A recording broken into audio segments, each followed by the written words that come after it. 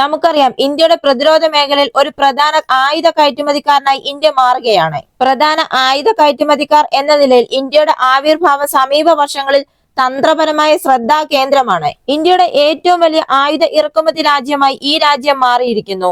ഒരു സുപ്രധാന സംഭവ വികാസത്തിൽ അർമേനിയ മറ്റു രാജ്യങ്ങളെ മറികടന്ന് ഇന്ത്യയുടെ ഏറ്റവും വലിയ ആയുധ ഇറക്കുമതി രാജ്യമായി മാറിയിരിക്കുന്നു.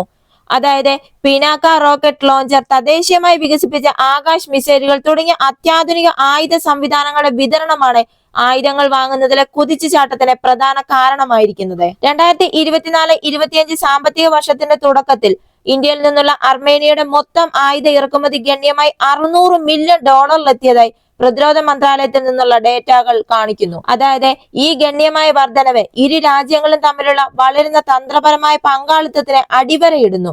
മൾട്ടി ബാരൽ റോക്കറ്റ് ലോഞ്ചർ സിസ്റ്റമായ പിനാക്കയും മധ്യദൂര ഉപരിതല ആകാശ മിസൈൽ സംവിധാനമായ ആകാശും വളരെ ഫലപ്രദമായ ആയുധ പ്ലാറ്റ്ഫോമുകളാണെന്ന് ഇതിനകം തന്നെ തെളിയിച്ചു കഴിഞ്ഞു. ഈ സംവിധാനങ്ങൾ അർമേനിയ ഏറ്റെടുക്കുന്നത് അതിന്റെ പ്രതിരോധ ശേഷി വർദ്ധിപ്പിക്കുന്നതിനുള്ള ഒരു നിർണായക ചുവടുവെപ്പായി കണക്കാക്കുന്നു. ഇന്ത്യയുടെ ആഭ്യന്തര പ്രതിരോധ ഉൽപാദനം വർദ്ധിപ്പിക്കുന്നതിനും ഇറക്കുമതിയെ ആശ്രയിക്കുന്നത് കുറയ്ക്കുന്നതിനുമായി മേക്ക് ഇൻ ഇന്ത്യ സംരംഭം സർക്കാർ സജീവമായി തന്നെ പ്രോത്സാഹിപ്പിക്കുന്നുമുണ്ട്.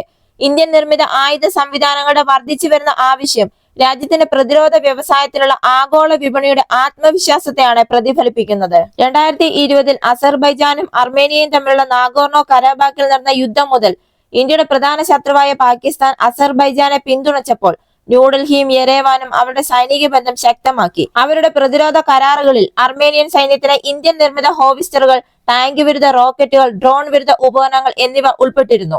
അതുപോലെ തന്നെ കഴിഞ്ഞ സെപ്റ്റംബറിലെ ഒരു ഇന്ത്യൻ പ്രതിരോധ പ്രസിദ്ധീകരണം അനുസരിച്ച് അടുത്ത 3 വർഷത്തിനുള്ളിൽ അർമേനിയയ്ക്ക് മൊത്തം 90 ATAGS ഹോവിസ്റ്ററുകൾ ലഭിക്കുമെന്നാണ് ഷെഡ്യൂൾ ചെയ്തിട്ടുണ്ട്.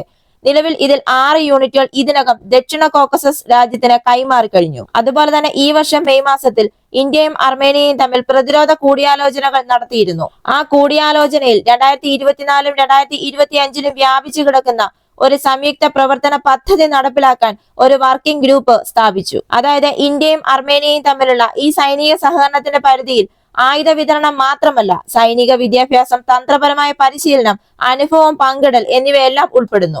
ആയുധങ്ങൾക്ക് വേണ്ടിയും വെടിക്കോപ്പുകൾക്ക് വേണ്ടിയും പ്രാഥമികമായി അർമേനിയ റഷ്യയാണ് ആശ്രയിച്ചിരുന്നത്. എന്നാൽ ഇപ്പോൾ അർമേനിയയുടെ പ്രാഥമിക ആയുധ വിതരണക്കാരായി ഇന്ത്യ മാറിയിരിക്കുന്നത് ഇന്ത്യയുടെ പ്രതിരോധ മേഖലയിലെ ഒരു കുതിച്ചുചാട്ടത്തെയാണ് സൂചിപ്പിക്കുന്നത്. ഈ വീഡിയോ നിങ്ങൾക്ക് ഇഷ്ടമായെങ്കിൽ മറക്കാതെ തന്നെ ഈ ചാനൽ ഒന്ന് സബ്സ്ക്രൈബ് ചെയ്യുക. അടുത്ത വീഡിയോയുമായി വീണ്ടും കാണാം.